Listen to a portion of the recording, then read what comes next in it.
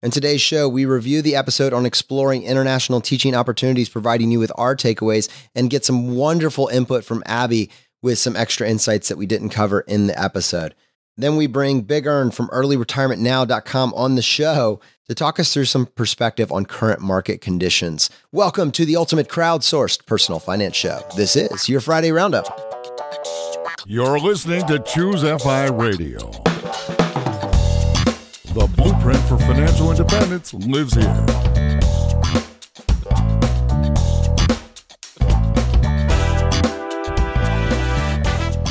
If you're looking to unlock the secrets to financial independence and early retirement, you're in the right place. Stay tuned and join a community of like-minded people who are getting off the hamster wheel and taking control of their lives in the pursuit of financial independence. ChooseFI, your home for financial independence online.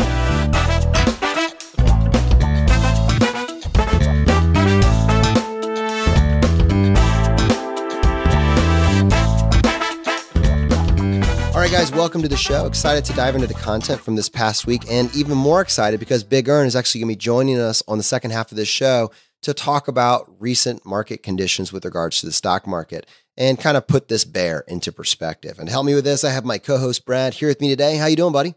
Hey, Jonathan, I'm doing well. Yeah, it's so nice to be able to lean on an expert like Big Earn from Early Retirement Now when things are going sideways and people are freaking out. Someone like him can put into perspective. And yeah, I'm just so curious to hear what he has to say about the market and where things are going and what he's been up to. He retired actually since the last time we spoke with him. So yeah, it should be a good conversation for sure. And for our audience, for context, Big Earn writes over at earlyretirementnow.com. And we have interviewed him twice on this show. And in the first time we had him on, we introduced this idea of sequence of return risk, the idea that what happens in the first few years of your investments has a disproportionate effect on the success of your portfolio lasting over an indefinite period of time. We brought him back to kind of go through and walk us through this idea of an emergency fund. Is it a good idea? Is it a bad idea? And how do you think about constructing one? And that conversation was very valuable. Now, I wanted to say that because if you are listening to this episode, maybe you're a new listener, I really would recommend you just pause this and you go back and you listen, in particular to episode 35, Sequence of Return Risk. It's going to give you a really good frame for that conversation. So we will come back to this in just a few minutes when we bring Big Earn on. But yeah, Brad, what's going on in your world, man? Yeah, so Jonathan, I guess it's the beginning of 2019, so I'm just trying to get all my ducks in a row. I actually just maxed out my HSA for 2019 yesterday, so I sent $7,000 over to that account, which is pretty cool. I guess now I've funded it for both 2018 and 2019 here in the last couple months. And yeah, I've been really focusing on my fitness recently. I think while I talk about doing jujitsu and CrossFit here on the podcast, I've not been as great at actual attendance as I really want to be in my perfect world scenario. And it's because I didn't have a strategy. I didn't have a set time where I was going. And now what I've been doing is I get up early anyway. I'm probably up at 5 a.m. or before pretty much every single day. And I'm going to the 7 a.m. CrossFit class pretty much 4 times a week now, which is awesome. I don't even think I told you this, but I realized kind of my kids are in a half days when they get up and they don't really care whether I'm there or not, sadly. I think they actually— I love how you do the sadly part in there. No, it's true. I actually did a test where I didn't even tell them I was gone and they did not notice that I wasn't there, which is so hilarious. So I'm like, okay, I think I can handle this. They don't really care. So it's perfect. I'm out the door before anybody's even awake. I'm in and out and I'm home, and it doesn't take up all of my day, like the noon class that I used to go to. So it's been fantastic. I set this goal of going— this is a very low bar, admittedly, but of going 10 times per month. And what was really cool, and Jonathan, you'll love this, is I had this conversation with my daughter, Anna, at the end of December 28th. I'd only gone 6 times in December because we were away in New York, and it just didn't work. So I had 4 days. I had the 28th through the 31st to make this happen, to get to my 10. And I went the first 2, and then it was the morning of the 30th. I was sitting there playing board games with my family, and we were just having a ball. And I looked over at Anna, and I'm like, I really want to hit my goal, but I don't want to leave. I'm having so much fun. what do you think I should do? And she's like, Daddy, reach your goals. Oh, man. How freaking cool is that, right? That is awesome. That is so So, awesome. so of course I ran upstairs, got in my exercise gear and got out the door and then went the next day and reached that goal. And like, I really think about that now. My daughter is rooting for me to reach these goals. And it was such a cool moment. And in particular with Anna, she's so driven. I mean, I know she's taken on swimming and it's become a real passion for her. And I wonder if her rooting you on to reach her goals is in some way tied to the realization that she is trying to reach her own goals and then seeing the joy that she gets when she does hit those goals and then inferring that onto you. I mean, do you think that's part of it? Yeah, I definitely do. This kid is just so driven. It's amazing to see. She, I guess, has pretty much only swam summer swim the last couple of years, but she's really had some aptitude for it and she's done really well. And she just started full-time year-round swim this past September. And she set first this goal of making the state championships and then the national championships. And honestly, Jonathan, in like the world's worst parenting decision, I somehow must have said or intimated that I didn't think it was going to be possible based on the timeline and where she was for her to make the national finals. I feel so unbelievably awful about this, but she is very quickly proving me wrong, which is astounding. She made the state championships her first meet, which was so cool. And this past meet, she took off a second, which is an astronomical amount in a 50 freestyle race, and made the state championships in that. And now she's only like 1.3 seconds away from qualifying for this national meet in Orlando. That's in March, actually. And the way this kid is improving and the way that she's dedicating herself, I think she's going to make it. I think she's got a really good shot. And like I said, I mean, I thought that was probably almost impossible in September. It's just been amazing to see her just want to get in that pool. She said she would go 10 times a week if we let her. And it's really, really neat. Yeah, absolutely. And, I think many of us, this is January, many of us are thinking about goals and thinking about resolutions. And I'm sure, a lot of us are tying fitness to that. I'm sure I am. Or I know for a fact that I am. I mean, it's essentially, I just decimated myself from Thanksgiving to Christmas. I was actually turning into a puff pastry by the time that the Christmas was completely over. But getting back into it, I'm reading this book, Atomic Habits by James Clear.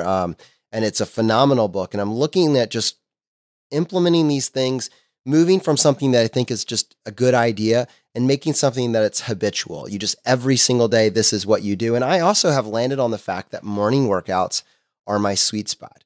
There's a saying that I know you've used a couple times, and I believe that it's a Jersey Gregoric quote, and it's easy choices, hard life, hard choices, easy life. And I have just found over and over again that if I just make a slightly hard choice to get up when it's cold outside and it's still dark and get to the gym for whatever that is, that 30 minutes, that hour, or go to my gym and do whatever it is that I need to do. Put the discipline in there, make the stand there. The rest of the day just takes care of itself. And, my ability and my focus, my drive that I have at the beginning of the day, it wanes. By the time that I get to 5 p.m. and I feel the pressures of, it really is time to spend more time with family. It's really time to wind down. Like I use all these different factors, essentially guilt, or to talk myself out of doing something that I know is really good for my health. And if I just make it a priority and I tell my wife that I have this goal of being in the, getting to this level of shape, she supports me. And if I can do it early enough in the day, everything else just falls into place. So I also am carving out this window, usually in between 6 and 7 o'clock, to spend this hour taking care of my health before the day starts. And it's been great for me too. So good luck with your goals, and we'll do our pull-up contest at a Camp Phi later on this year, I'm sure. Well, I'm going this weekend, actually, which is cool. We're recording this on Tuesday, and I'm leaving Friday morning. So, yeah, it should be fun. There's so many awesome people that are going to be there this week. I know that Coach Carson's going to be there. Jillian is going to be there from Montana Money Adventures. And I think there's like 3 or 4 other speakers that are going to be there as well, right? Yeah, it's a star-studded lineup. And most importantly, just a really great group of people from the community. I know I recognize a lot from our ChooseFI Facebook group. It should just be a fun weekend. I can't wait for it. Well, Brad, bear with me as I'm trying to, I actually lost my voice last week, basically as soon as we finished recording last week's Friday Roundup, and it's only just come back, so I'm grateful for that. But let's take a few minutes and talk about this past week's episode with Scott and Rob. And in particular, in my mind, it became very apparent that when you're exploring international teaching opportunities, there is some crazy diversity with opportunities that are out there. There are part-time positions that you can make anywhere from $18 to $20-something an hour. And there are full-time positions where you can make anywhere from 70 to 90 grand a year. And really, just depending on what your goals are and the life you're trying to design for yourself will help you dictate the path and the strategy that you take. It was amazing to me to hear them kind of walk through the thought process. And I personally know people that have been trying to find this information and frankly had never heard of the path that either of these fellows took. Yeah, this was cool. It was neat to have both of them side by side. And this is under the umbrella of international teaching, but obviously these are totally different paths. So Scott is a full-time teacher, and there are many of these international schools throughout the world. And if you're a teacher here in the US, you can apply to be a full-time teacher at one of these schools. They make a very competitive salary. I suspect what you just mentioned, 70 to 90K is pretty reasonable, though I'm sure it varies depending on the country. Many of them offer housing allowances and all these other little things that Scott mentioned, like flights back home and re-signing bonuses and such. So this is a full-time job. Whereas Rob was talking about teaching English abroad. And this sounded like the prototypical FI job, right? Or maybe it's a gap year or who knows, decade, where to Rob's point, he said he lived there for 3 years and basically maintained his financial situation. But that afforded him this lifestyle of having to work approximately 20 hours a week. He could travel on the weekends very inexpensively. And it just sounded like a really wonderful time. And the cool thing actually is that Scott, in this gap year that him and Kristen are going to take, they might do some of this teaching, right? So these really are side by side. And while many in our audience aren't necessarily going to become full-time teachers, many of us can do this part-time teaching English abroad or through that VIP kid. There are many different options to do this as a part-time gig. You know, Brad, while we tried to cover both Rob and Scott's kind of different journey, there are actually a lot of people in our community that have done this. And I'm so grateful to Abby for calling in a voicemail and giving her own insights into what this potential path could actually look like. So let me go ahead and pull this up. Hello, my name is Abby H., and I currently live in Fuyang outside of Hangzhou, China, which is near Shanghai. And I've also taught in Florida, Las Vegas, Kuwait, and Beijing. So I was really excited when I saw the topic of this week's podcast. I have a lot of debt. I'm not the best role model financially yet, although the fire has been lit, and I am here where I am to get rid of my debt in 3 years. But I do have some tips just to augment the wonderful advice and the overview that was provided today. TeachAway.com is probably my biggest tip. In addition to Search Associates and the other resources mentioned, it is just incredible. I have gotten all 3 of my placements through TeachAway. I also received, more than a dozen offers to probably 6 or 7 different countries over the last few years. So if you go through the hassle of setting up your account on the front end, you can then apply to any of the jobs on their sites with one click. And they do a preliminary interview, and that is a very useful asset even before I moved abroad when I was still teaching in Las Vegas. The first round in the States, I liked to browse the openings, and they do have listings for both licensed teachers and for ESL teachers, which is the ones who just maybe have a bachelor's degree and want to do the more part-time gig. The next tip I had is just don't assume that the Middle East is the best place to earn money. I really like that both of your guests were outside of there, because in the teaching world, when I chose to go back overseas, I was in Beijing first, and then I went to Florida to be near family. And when I wanted to go back abroad, everyone said, you've got to go to the Middle East. The money is just so good there. There's no taxes. Your housing's provided for. And I kind of bought into the hype. But when I actually got there, I chose Kuwait because it was a lot less flashy than Abu Dhabi, but a little more free for a single woman than Saudi Arabia. And then I discovered that even though the tax-free salary was great, the benefits were great, the cost of living was still really high. It wasn't very walkable where I was. Food was very expensive. And I realized after a year there, I wasn't going to meet my goals financially, which for me was to pay down $90,000 of debt in just a few years. So I decided to return to China, which I really loved because I knew I could pay down debt. I knew I could eat for very little money.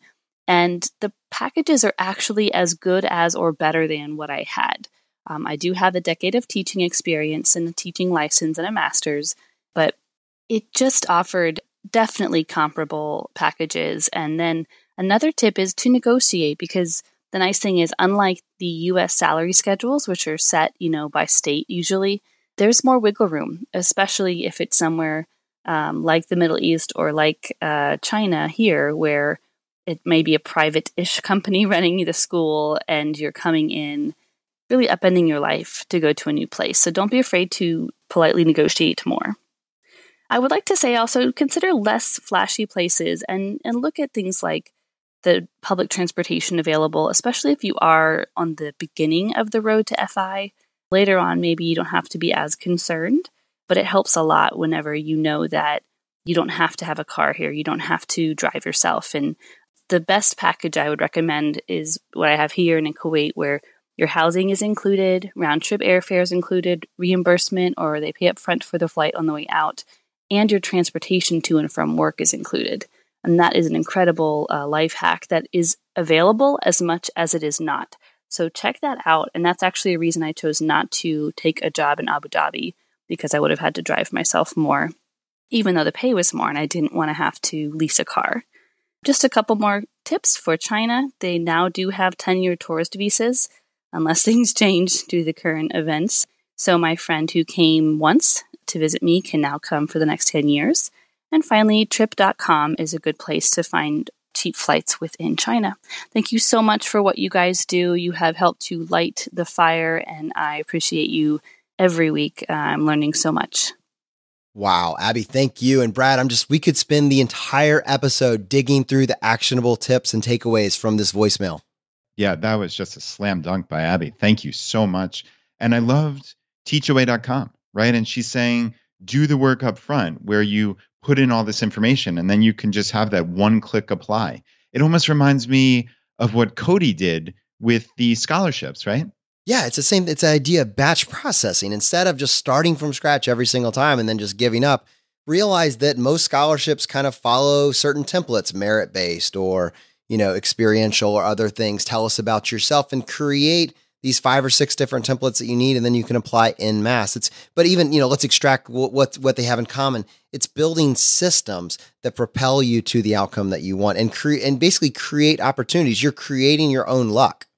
And Brad, the other point that I thought she made is that income isn't everything. I mean, I think a lot of people think, well, if I just made more money, but we've seen examples of the fact that income doesn't always solve the problem, especially if this is a behavioral issue, if this is a lifestyle inflation issue. And she was able to go right to the heart of that and say, you know what, I was making more money over here, but I was also just having to spend more. And what I realized is, for me, I could potentially make some percentage less, but if I lived in an area where there wasn't quite as much lifestyle inflation, I was going to be able to make so much more progress towards my saving goals. And Brad, this just kind of reminds me, again, it's this idea of you're the average of the 5 people you spend the most time with. And if all your friends are maxing out your credit cards, you're going to feel left behind.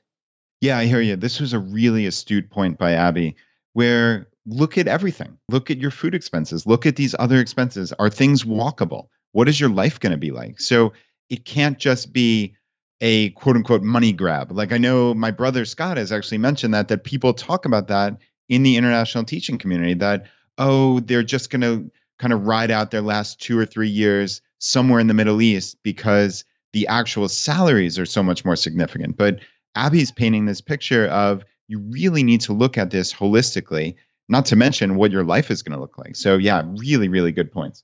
And what was so cool about it, Brad, in particular, Scott's your brother, and you guys have been talking about, you've been sharing this FI journey, at least for the last several years, but before you knew that he was all in on this idea, you were still peppering him with future value calculations. And I love to see that progression and to see the fact that he has that spark, man. And the world is opening up and he's like, what do I want to do now? And I got to tie it back to the fact that you've been this constant presence in his life saying, hey, this is normal. We may seem weird to the outside world, but honestly, this is just what you need to do. Yeah, thanks, Jonathan. I appreciate it. It was obviously very nice to hear Scott say that. And yeah, it's cool. I mean, we've been living this lifestyle for 10 plus years now. And I don't know if I found Fi or found the blogosphere sometime in September of 2013, but yeah, it's pretty funny that that's when he had an email dating back to when I sent him Jim Collins's website. And that was cool that I've been going through these blogs for that long and certainly longer. So it's just important to be aware of this. And like he said, some of it was brotherly, like in one ear, out the other. But man, he has just taken it and run. And this life that they're living is pretty remarkable. I know they've had this amazing savings rate of 80+% for the last 3 or 4 years now. And it's giving them this opportunity they just got married. They're in New Zealand right now. They're on a month trip to New Zealand. And that's just before this year-long trip that they're taking. And it's just neat to see them have this chance while they are young. It just reminds you, like, what a life those of us in the FI community are living or have the possibility of living, right? And sometimes just that possibility is enough. Instead of, oh, I'm chained to my desk until I'm 70 and then maybe I can retire. We've changed that entirely, where the world is our oyster and it's just a matter of what do you want to do with your life? That is a really powerful position to be in. And one of the questions that we asked to Rob in particular was like, who is this for? Who should consider this? And Rob made a fantastic point, and he referenced actually something that you had said in an episode that we had done recently, and that we, as people, as humans, we crave this mastery. We don't want to feel like we're on an assembly line making widgets. We don't want to feel like we're just stagnated. We want to always be progressing towards something. And for him, this was looking at the frame, looking at the problem a little bit differently. And it's actually going to tie really well to a segment we're going to have in a few minutes with Big Earn from Early Retirement Now, and a topic that we've talked about in the past, this idea of replacing fear with flexibility. At one point in 2008, 2009, Rob was stuck. He had hit a wall. Nothing was moving for him. He went down the traditional avenues that you would consider, all right, well, you just need to go put in more applications and you got to kind of put yourself out there and all that sort of thing. But that wasn't working. It didn't get him anywhere. And then he stumbled onto this idea, which is a radical choice. It was a radical choice. He was able to leverage this vehicle to allow him to continue to pursue financial independence. And it strikes me that, forget that particular frame. Let's just assume that in the United States, we have, less than a 4% unemployment rate. So you can find a job anywhere, but you want adventure. You want something else. You're ready for that next thing. You want to move on. You want to get a different skill set. You want to tackle life in a different place. This could be an incredibly viable way just to completely switch up the frame and merge bringing an income in with getting travel and world experiences. And so, I just appreciated that because in the current economy where Rob obviously did have a job and had done it for a significant period of time, he wants to go back. He's missing it. It's just, that's a big part of his life. And I think so many of us, frankly, are scared of global travel because frankly, we've never traveled outside of our city, our state, outside of our local geographic region. And there's a massive world out there. How cool is it to be able to decide for a period of my life, I want to prioritize this. I want to see the world and to know that it's not going to slow down your path to financial independence. You can have both if you're willing to look at the problem a little bit differently. Yeah, and Rob clearly was facing long-term unemployment, right? He had tried his best and it had stretched to 18 plus months and yeah, do something radical, right? He said he met somebody who taught overseas and he looked into it and he pulled the trigger. How many of us would just sit there at that Starbucks day after day, applying for job after job, thousands upon thousands, and just not do anything else to change it? So yeah, I mean, the fact that he got on that plane and flew to Taiwan to teach in a cram school, like that's amazing to me. Who would have the guts to do that, really? And he did it, and obviously it worked out well for him. And yeah, Rob actually had some really cool travel tips that I had never considered before, especially where he was talking about just finding the least expensive ticket you could find to a particular continent and then flying around, or who knows, taking trains or whatever, very inexpensively intra-country or between countries. And I thought that was neat. And he also described to Scott, it was cool. It was like this little session of Rob, who's done what Scott and Kristen are embarking to do, really. Rob teaching Scott a couple little things, saying you just never know what kind of crazy opportunities are going to come your way if you let serendipity take over. I mean, he was describing like acting gigs in a commercial. He's had people he knows really take part in that or have that opportunity, or even being the quote American face of a hostel or an Airbnb. Those are neat things. I'm so curious to hear what's going to happen on Scott's year-long trip. It's entirely unforeseeable right now. And who knows if something wild and serendipitous like that will happen. And Brad, in particular with Scott, this idea of replacing fear with flexibility, how many of us just say to ourselves, well, I'm just going to work for one more year. And because it's a safe choice, right? It's just, oh, well, it's there, it's working. I'm just going to work for one more year. And we put off these dreams, these aspirations, these goals that we have. And what's really cool about it is in Scott's case, and in the case of many people in our community, if you have been applying these principles of financial independence, you have the power long before you reach 25 times your annual expenses saved up in an investment vehicle. You have the power to make that choice to pursue your dreams now. Take a gap year, take 6 months, do what you want to do, travel the world.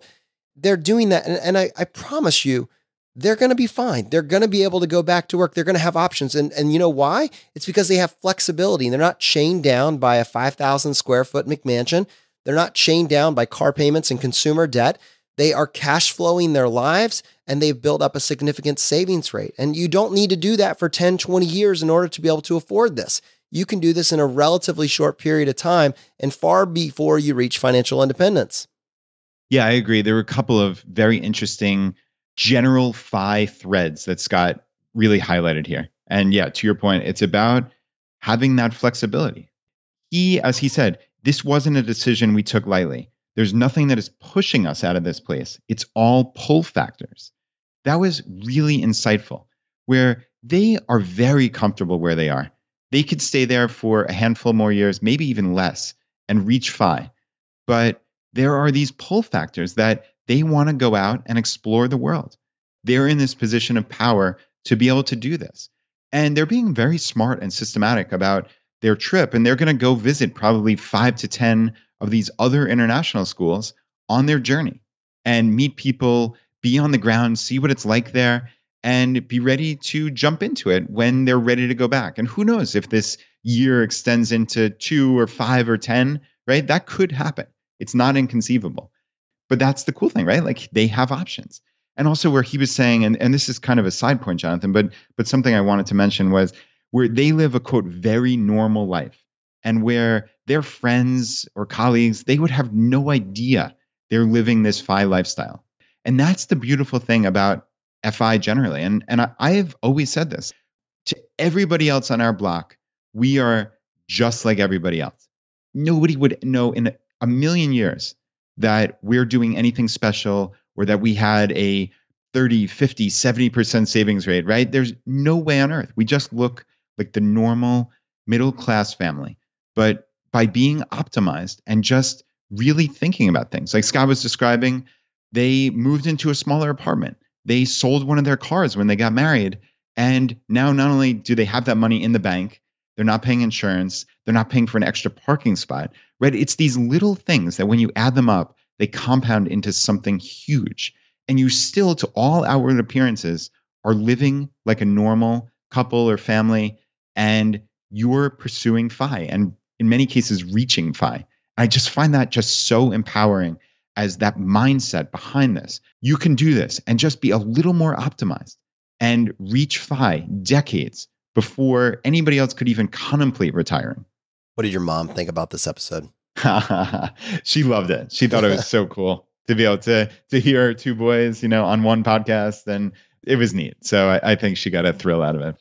All right, guys, we told you in the second half of this episode that we are going to be bringing Carson, also known as Big Earn from Early Retirement Now, who I will refer to only as Big Earn for the remainder of the show, on the show to talk about recent market conditions.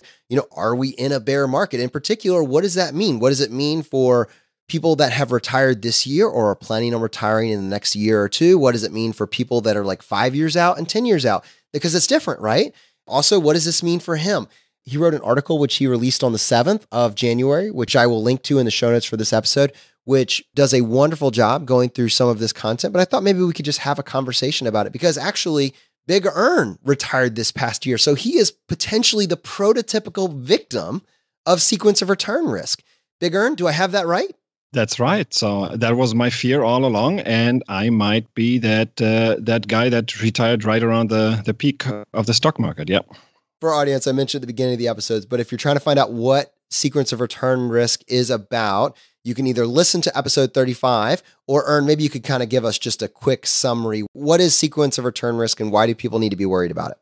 Well, it doesn't matter so much what is your average return during your retirement. What determines success or failure of your retirement withdrawal strategy is more when are the bad returns and when are the good returns. If you have bad returns early on in your retirement, it means you are basically doing the opposite of dollar cost averaging, right? So you are withdrawing more shares when prices are down, and that could deplete your portfolio by so much that even if that eventual bounce in the stock market and the eventual recovery in the stock market comes, and it has always come after every bear market in the past, if your portfolio is so depleted at the bottom of the bear market already that you are not going to participate enough from the bounce back, then that means that, say, the 4% rule is going to fail. And even though you could have average returns over your 30, 40, or 50 or 60-year horizon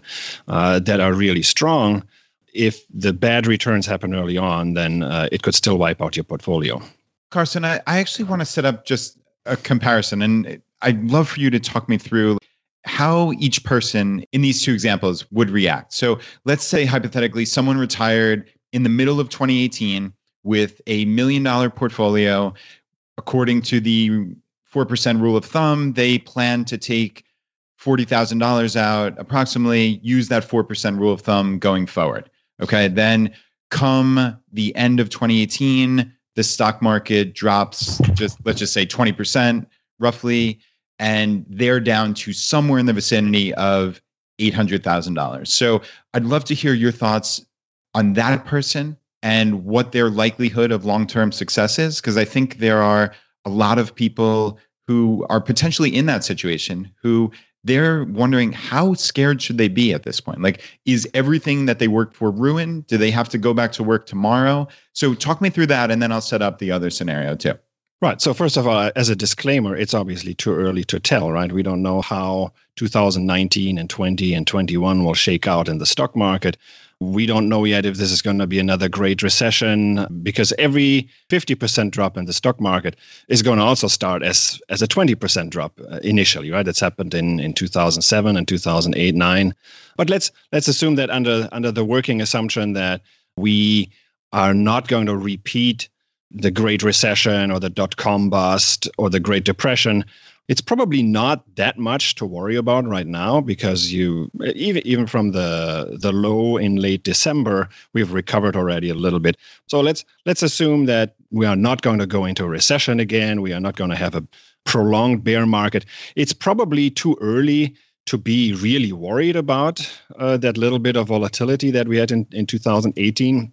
But it would definitely be on my radar screen, right? Because if your portfolio is at $800,000 and you keep withdrawing the $40,000 a year, you're now at 5%. And then, well, you look back in the Trinity study, or you look at some of the simulations that I did, 5% withdrawal rate has a much higher failure rate than the 4% withdrawal rate. Should definitely be something on your radar screen that you could have a higher failure rate than what you planned for. And so that shows you some of the pitfalls of the 4% rule, right? Everybody thinks the 4% rule is super safe, and all it takes is some kind of a garden variety drop in the fourth quarter, and then suddenly everybody sees that, well, it's not so safe, right? Now you're withdrawing 5%, and you look up the 5% failure rate in the Trinity study, and it's much higher, right? Yeah, I hear you. And okay, let's just talk through this second scenario that I've kind of concocted here. So it's the middle of 2018. Someone reached let's say their $1 million fine number that they had hypothetically, and they plan on retiring sometime in early 2019. All right. So they haven't actually pulled the trigger. So their portfolio went down to roughly 800,000 at the end of 2018. Now they're saying, am I really at my fine number? It doesn't seem like it. So with that person, there's not that much daylight between these two scenarios. But my reflexive answer to that second scenario would be, okay, buddy, you need to wait around until you get back up to that $1 million. If that means a couple more years of work, then to save the money, or hopefully the stock market bounces back and you can get some returns there to get you back up to $1 million. But this might take 2, 3, 5 years. So what would your advice be to them? And is my reading of this incorrect? No, I would do exactly what you proposed. 4% withdrawal rate right now doesn't seem so crazy anymore. Remember, I'm kind of the grumpy old guy and the Grinch who always says that, well, maybe 4% is a little bit too aggressive.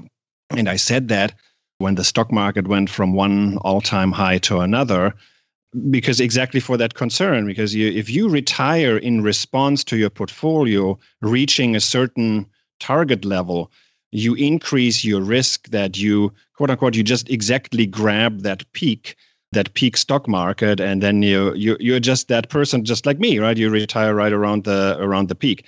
But if you were to retire right now, where stock valuations look a little bit more attractive, right? So the market was down last year, but it was actually only a few percentage points from year to year. But corporate earnings are still growing. The price earnings ratios are looking a little bit more attractive. So I would almost say that now we can even walk up your safe withdrawal rate a little bit more from that, say, from the low 3% maybe to the mid or high 3%. So I think there are two effects, and they go in opposite direction. Obviously, your portfolio is down. But if your portfolio is down simply because you invested in a broad-based market index and your portfolio fell because the S&P 500 fell or the U.S. total stock market fell, you could also argue that now valuations look a little bit more attractive, so you could have a slightly higher safe withdrawal rate. And just to clarify, basically what you're saying is if you still have hit your FI number after the drop, then you're in pretty good shape for looking at that 4% rule. I would almost walk up my safe withdrawal rate. So I think my personal rule that I would use is, so you look at the CAPE ratio, and the CAPE ratio is now moving into it used to be above 30. It's now below 30. It's moving towards 25 now. So at a CAPE of 25, so this is the Shiller CAPE ratio. That's a valuation ratio that compares the current market value over the average inflation adjusted earnings over the last 10 years. And so if that moves into the mid-20s, yeah, I could say that we are now probably looking at a safe withdrawal rate of maybe 3.75, maybe 4%. And that's even for capital preservation. If you're willing to deplete your assets over the course of retirement, at least a little bit, you could probably now justify something like a 4% safe withdrawal rate, given today's market value. Yep. That's awesome. Now, for a lot of our community, some of these terms may be new. I know you worked for a significant period of time, actually as an economist for the Federal Reserve, and then I believe you had a pretty long tenure working in asset management for a large investment bank. Was this your bread and butter? Yeah, so that's what we did. So I was in macro asset allocation. So these are exactly the kind of things that we'll be thinking about. We'll be thinking about how attractive are stocks versus bonds, how attractive are different stock markets across the world. I was not so much in the department where they do the individual stock analysis, right? So I was more on the global macro side, where we look at, first of all, different asset classes, stocks, bonds, commodities, and currencies. Part of that obviously would also be looking at equity valuations. How attractive are equities? And yeah, so that drop in 2018 and the rise in corporate earnings definitely made equities look a lot more attractive right now. And in your article, I noticed you had mentioned a couple of very recent publications and some major news organizations basically saying, is the FIRE movement over? And one of the, is it over? None of this works. It's all been a lie. But one of the things that was kind of cool is I know that you actually posted an informal poll in our Facebook group based on just the results that you got on that survey. What are your thoughts on the future of the FIRE movement? Right. So I think the critics of the FIRE movement, maybe people are too lazy to go through this very long and difficult period of getting your finances together, and people find excuses not to do it, right?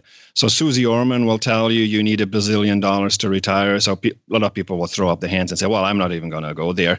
So a lot of other people who don't have the discipline or the determination to go through, say, 10 years of saving for early retirement, they will now say, well, yeah, I mean, look, the market is down, it's probably all going to go away. But we shouldn't fall for that, right? And the reason is that depending on where you are in your path to FIRE, this is all going to impact you very differently, right? And if you're still many years out, you shouldn't really worry too much about this market volatility. In some way, you should use it in your favor, and you should say that you can use this as dollar cost averaging, right? The market is down, you invest the same monthly contribution every month in your 401k or in your taxable savings, and you buy more shares. Once the market recovers again, you could actually slightly benefit from this market volatility. So I was actually curious, where's the average person in the FIRE community? So I don't really have the means to do that very scientifically. Maybe you guys should do that. Maybe you guys should send out a survey to all of your followers, and then it would be more scientific. So I just did a poll in your Facebook group, and I asked, where are you in your FIRE planning? Are you already retired? Are you going to retire within a year, 2 to 3, 4 to 5? I think I did 6 to 10 and then 10 plus years. And it turns out 80% of the respondents were at either 6 to 10 or 10 plus. So that means the overwhelming majority of people in the FIRE community are still many years out.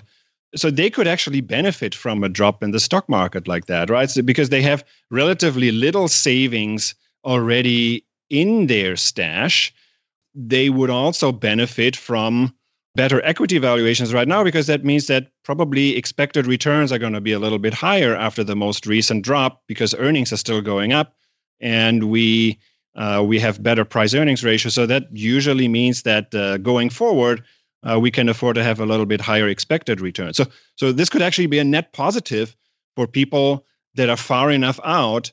And this could really only impact the handful of people that are thinking about retiring right now, or they have retired just very recently, or maybe just retire. They were planning to retire in 2019. So they'll obviously have to be a little bit more cautious. But everybody else, I think they could actually do really well with this little bit of market volatility. Yeah, this is a crucial point for me. I think so many of us in this community, we're on the path to FI. Mm-hmm. For people with a 50+% savings rate, or even 30 plus, whatever it may be, if you're stocking that money away, and to your point, you're in essence getting dollar cost averaging here at these much lower prices. You're also saying, I guess, based on earnings and historical numbers that you're looking at, the stock market is much more fairly and reasonably priced now than it certainly was 6 months ago. That's right. That means we can also now go back and say, well, now we can also use more average safe withdrawal rates that were average safe withdrawal rates in the history. Right? Because if the stock market is very near the peak, you probably don't want to use the average safe withdrawal rate from the history, right? It goes back to, I remember in episode 35, I was talking about driving to the airport at 4 a.m. versus 4 p.m. What is your driving time? You can't use the average driving time going to the airport if you already know that you're going in rush hour, right? So, and the same thing with safe withdrawal rates. You can't really look at what was historically an all right safe withdrawal rate if we already know that equity valuations are extremely stretched as they were in 2018. So now we're closer to normal. We can also now go back closer to the 4% normal withdrawal rate. Yes. So my advice, or at least how I'm reading this, is to everybody out there who might be flipping out. It does not feel wonderful when your net worth or your whatever it may be, your investable assets go down by 20%. It doesn't. It doesn't feel great. Right. But what we're arguing here is for people in the FI community, and this is really direct counterpoint to these ridiculous articles that you talked about specifically, like on Market Watch and Susie Orman's of the world. They're saying the FI movement is going to unwind because of a rather pedestrian drop in the stock market, which we probably see every handful of years, a 20% drop. Yeah, every 3 years. Every 3 years. Yeah, Okay. you have a drop like that. So I think I said every 3 years you have a drop of greater than 15%. Yeah. Okay. Yeah. So, right, this is normal. We have to steel ourselves mentally. Like, this is part of the deal of being invested in the stock market. We need to know that basically, if you have a 30, 50, 70% savings rate, you're going to succeed at your financial life no matter what. And just know that. And to your point, Ern, take advantage of it, right? You're buying on sale, dollar cost average. Yep. And there's a chance this is going to be a net positive for those people. Exactly. Think about what to do in response to this. 2019, you can increase your 401k contributions to $19,000, I believe, from $18,500. So if you're still saving for retirement, I think you could benefit from this. And again, it depends on where you are with your retirement savings. If you had a $10,000 retirement account, it went down by only $2,000. If you had $1 million account, it went down by $200,000. So it's obviously depending on where you are, if you're closer to retirement, the loss is greater in dollar terms, at least, even though the percentage might be the same, and you gain less from future contributions because you're so much closer to retirement. So if you're further away from retirement, you have these two impacts. First of all, your initial stash is smaller, so the 20% loss times your initial stash is smaller, and you have more years to go until retirement. So you have more room for dollar cost averaging through this. Currently it's technically a bear market. I think there are some indices that are actually down 20%. So you could dollar cost average through this bear market, and we hope it doesn't go into much worse than this. And the longer you have until retirement, the more room you have for this dollar cost averaging, and the more room you have for grabbing these hopefully higher expected returns going forward, because nothing really has changed fundamentally so much, right? As the economy still seems relatively solid, employment numbers look good, and earnings numbers. We'll see. The earnings numbers will roll in this quarter for Q4. But as everything still looks really solid. So this is the point about valuation. If only the price goes down and the fundamentals haven't really changed, yeah, I mean, you should really use this as a almost like a Christmas sale or a holiday sale for stocks. So increase your contributions. You have even more incentive now to increase your savings rate and up your contributions. Let's just spend 1 second because I can already feel it. Someone's sitting on the sidelines. They have a big pile of cash and they're like, well, should I time it or dollar cost average it? Does this market have farther to go? Yes, I know historically it's always this, but this feels different. What are your thoughts? Well, I mean, if you have a stash of cash sitting on the sidelines, you probably really kick yourself. Why didn't you deploy that on December 24th, right? This is, for example, one of the reasons why I never kept a lot of cash on the sidelines to deploy, because on average, obviously, the market goes up and on average, you will always miss out. But anyways, I mean, obviously, you can't beat up yourself over not jumping in December. I mean, we talked about that in episode 35. If the choice is between dollar cost averaging and going all in at once, historically, research has shown that it is better to go all in at once and not do dollar cost averaging, as the average returns are a little bit higher. But the problem is, what about your nerves? What about, are you going to beat yourself up if you time it a little bit wrong? So if it calms your nerves and it makes you sleep better, you should probably do the dollar cost averaging, because you could say that, well, I'm too afraid to put it all in, so I'm not going to put anything in at all. So if these are the two choices, then yeah, you probably want to do the dollar cost averaging if you're too afraid to put it all in at once. Cern, I agree with you. I am very optimistic about what this means for the vast majority of our community. I think there's a massive upshot here to be able to buy the market on sale, essentially. But obviously not everybody's going to be okay. In fact, you're probably not okay. And people that are retired about the same time as you and maybe are retiring early into this year, I'm just curious, who should be concerned and what can they do to mitigate some of that damage that this bear market could be causing for them? Well, some of my blogging buddies that retired around the same time, actually some of them on the same day, So I think we should be okay too, because we were cautious enough to have a lower safe withdrawal rate, right? So we're planning something like around 3.25. Some people I know, they do even lower than 3%, which seems a little bit overly cautious, even for my taste. But yeah, I mean, obviously, somebody who would not be okay would be someone who retired at the peak of the stock market, and they already so they took too many risks, right? One is they retired right around the stock market peak, and then they were a little bit sloppy, and then they rounded up their, well, I have only 23 times annual expenses or 22 times annual expenses. Well, I round that up. That's close enough to 25. So now you are potentially at a 5% withdrawal rate, or say if you started with a 5% withdrawal rate, now you're in the mid fives, maybe even 6%. Yeah, I mean, you now you should be a little bit worried about that. So it makes you think, what route do you have to take? Do you have to lower your withdrawals? Do you have to go back to work?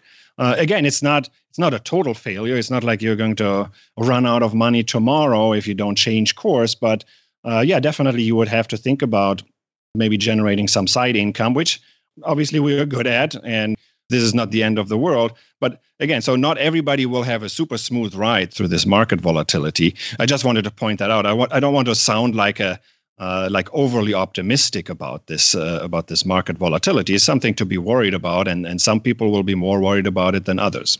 So, Ern, looking forward, you talked about fundamentals being strong. In essence, what you're saying is, in the total stock market index fund, if there are 3,000 companies, nothing changed with those companies in November and December when the stock market went down a significant amount. The fundamentals are the same. So we're buying on sale, right? So that's a beautiful thing. But what are you looking out for just with the irrationality maybe of the market? That's always part of this psychology. So what are you looking out for in 2019, especially as someone who just pulled the trigger on early retirement? It depends on how involved you want to be or how hands-off you want to be.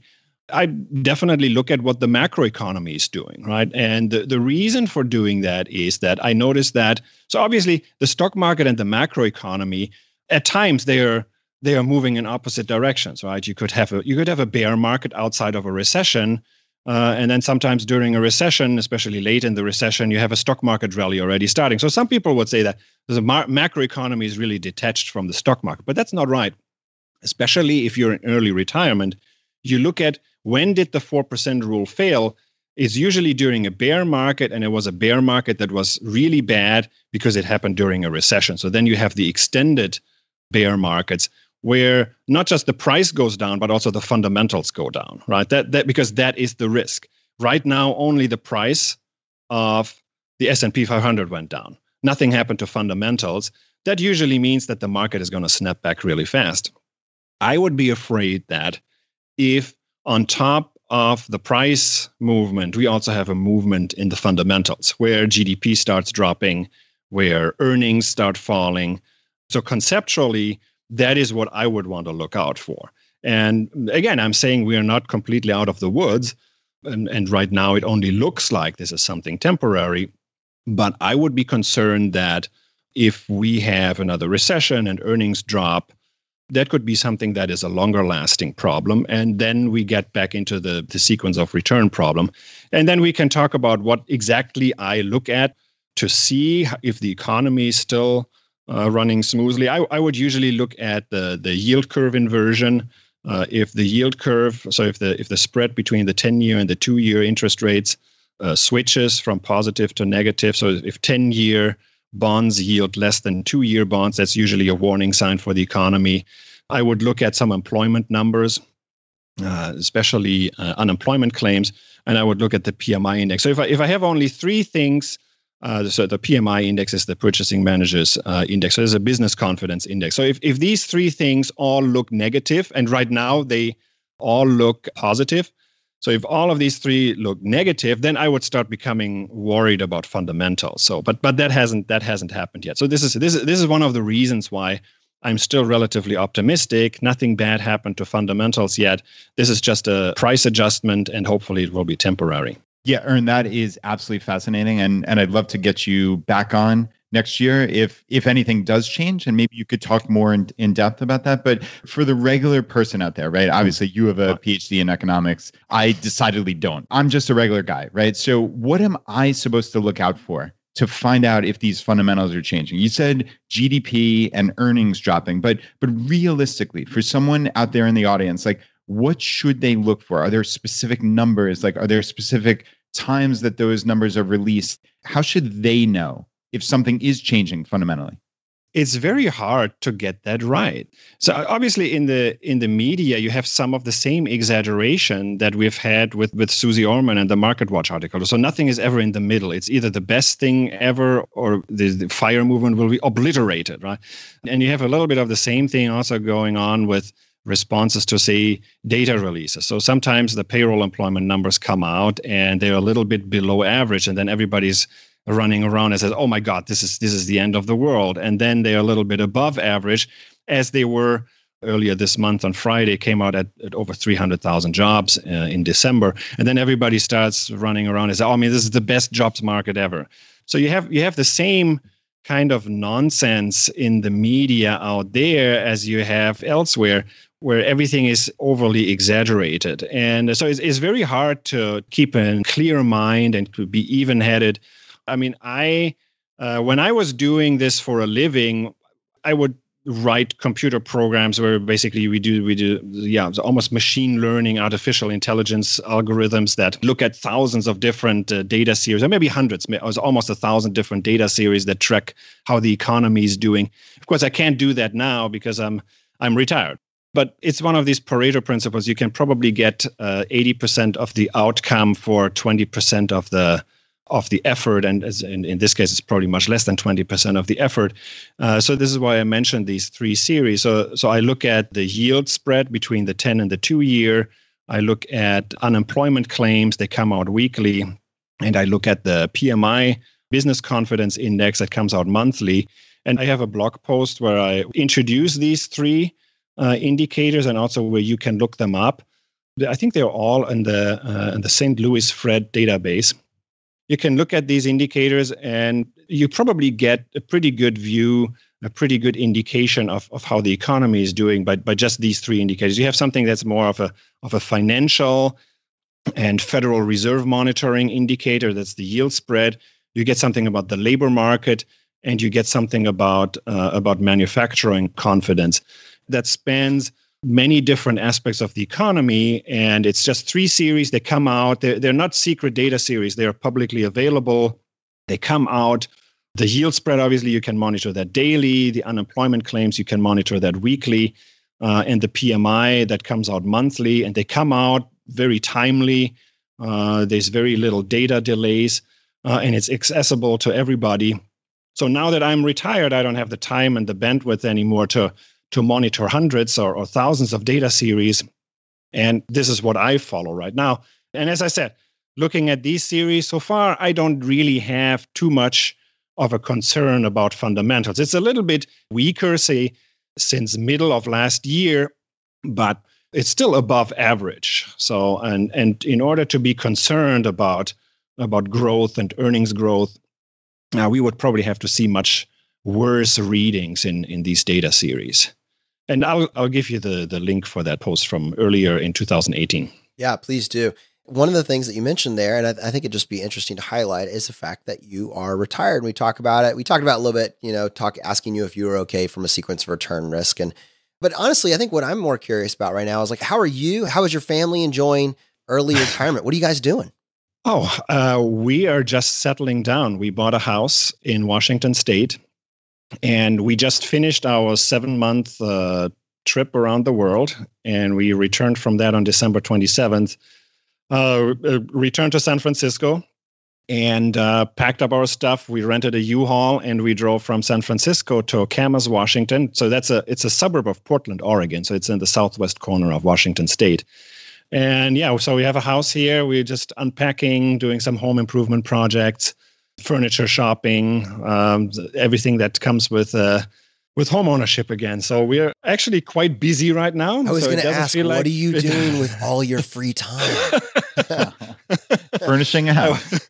furnishing the house. So my wife is doing a great job. So she's helping with obviously with that. So she's doing the more of the organizational stuff, setting up the kitchen and things like that. I'm more the handyman. Yeah, we're quite busy here, and but I could definitely sense that both my wife and I, as much as we enjoyed traveling, after a few months, you definitely have that longing again to have a home, right? And to have more space, to have the same bed every night, and to no longer live out of suitcases. So as much as we enjoyed traveling, we were definitely getting ready to settle down again. So this has been so much fun, man. Thanks for joining us on the show today. Okay, you bet. Thanks a lot. You know, Brad, I was talking to Ern just for a couple extra minutes after we finished that call, just kind of getting the lay of the land. And you can just tell he is just thriving on his early retirement. I think his exact words were, man, this is great. You can almost see it. Like, what are you going to do with all of your free time? And then like very quickly you get to the point you're like, how did I ever have time for a 9 to 5? There's so much that I want to do. And it's really cool to have someone like Big Ern be able to come on the show and share some insight from an academic level on what's going on with current market conditions.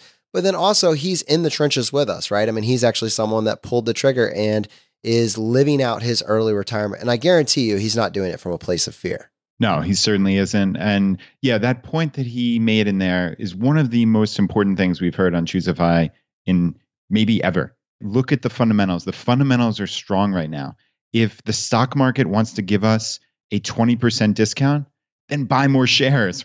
To Ern's point, if you have cash sitting on the sidelines, deploy it. That's what he would advise at this point.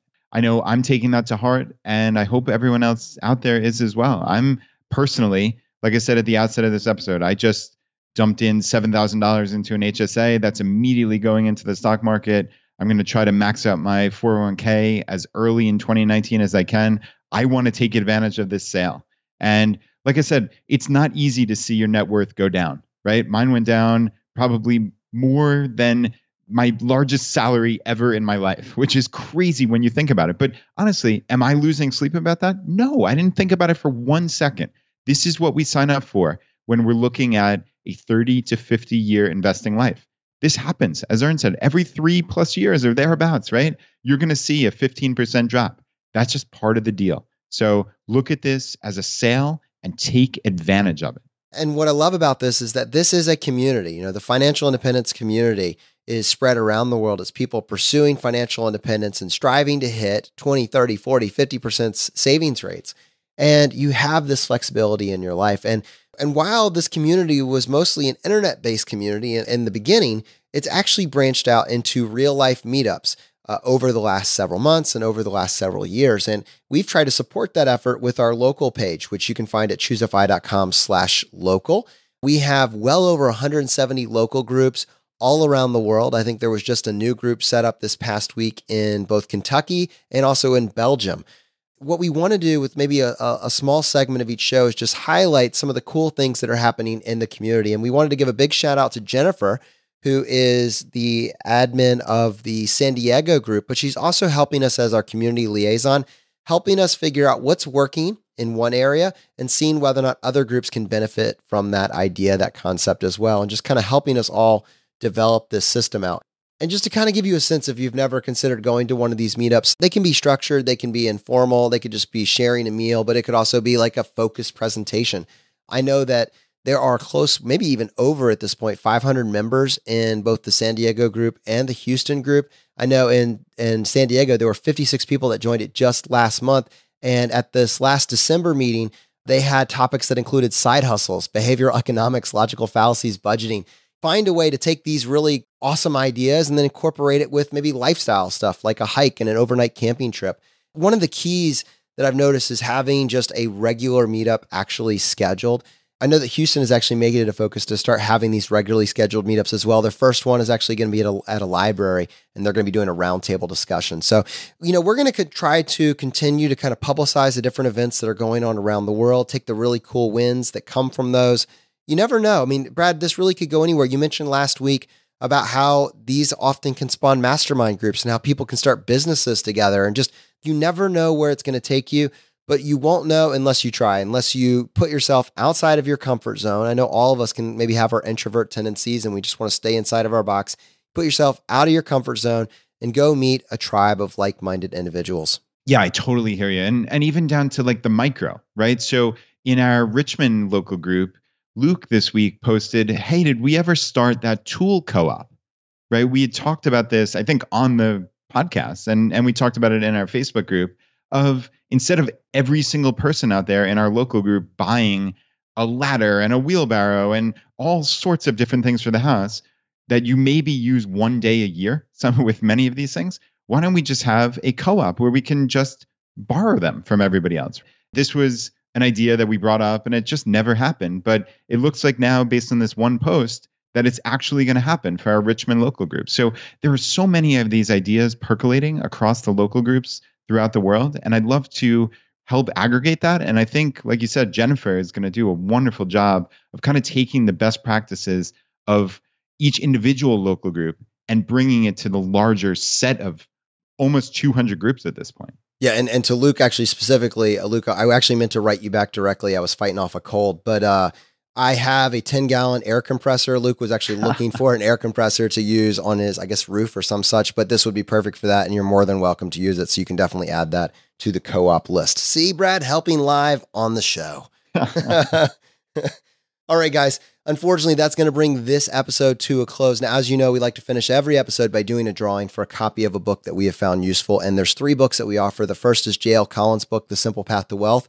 The second is Dominic Cortuccio's book, Design Your Future. And the third book from Vincent Puglisi, Freelance to Freedom.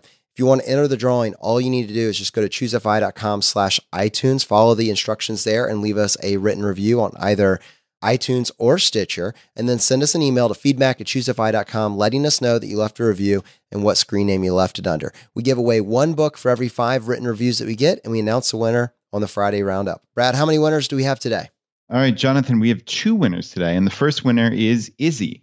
And Izzy says, this podcast is the comprehensive audio guide to pursuing FI. If you listen from the beginning, you will get the full rundown of everything and everyone relevant to the FI community. And Brad and Jonathan make an excellent duo. They are down to earth, affable, enthusiastic, easy to listen to, and just plain good at interviewing. They really know how to ask questions of their guests that draw out the important details and practical advice, which is a skill. Their format is also phenomenal. Every interview is supplemented with a follow-up episode in which the pair debrief and review the conversation with the guests. It's really smart. I recommend this podcast to anyone who will listen. Stop reading this review from a random person on the internet and go listen. Oh, that's awesome. And Jonathan, the second winner is Sarah. And Sarah says, mind blown. I think I've been searching for this community for decades. I heard about the ChooseFI podcast on an investment club for women's group on Facebook. I've always had an interest in business and economics, so I shrugged and began listening.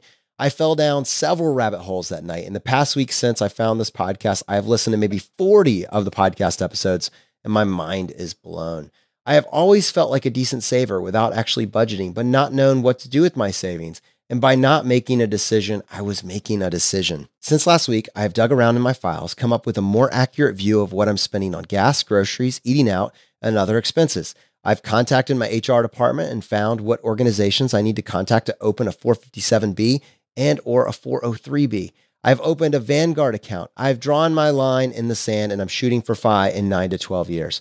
I ache a little realizing that if I had been turned onto this a few months earlier, I could have substantially reduced my tax burden for 2018. Yet I'm thankful I found you now rather than later, as ever, Sarah.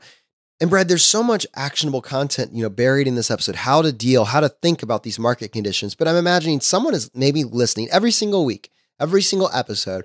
Someone is hearing the podcast for the first time and man, they're like, this is all over the map. What is this? What does this even mean? And this is a community. This is an ongoing story that's being built. Every episode builds on itself. Every Friday roundup builds on the Monday episode that was released prior.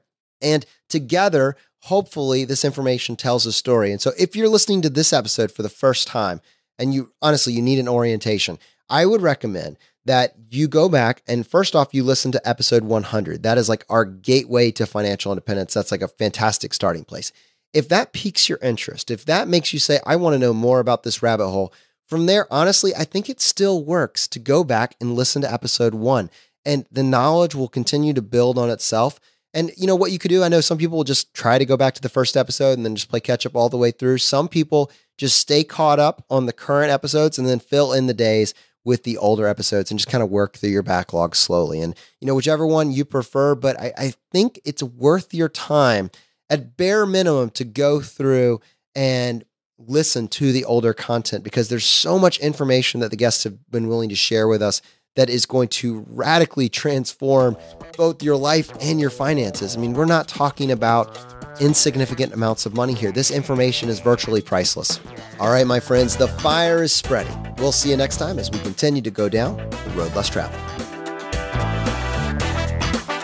You've been listening to ChooseFI Radio Podcast, where we help middle-class America build wealth, one life hack at a time.